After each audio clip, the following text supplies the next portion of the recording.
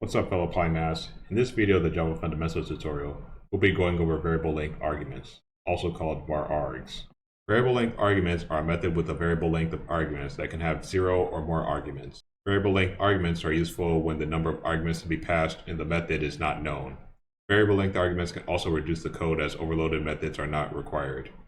So this means that you don't have to include a bunch of fixed number of parameters. The number of parameters can be a variable amount.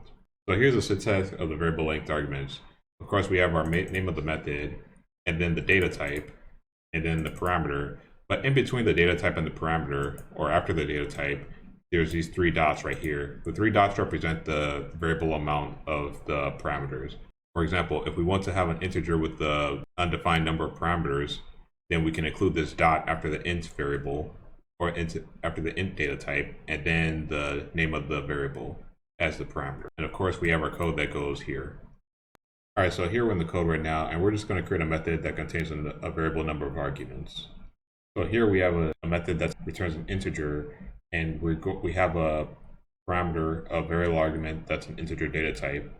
And basically what we're going to do is add a bunch of numbers together and then return that result.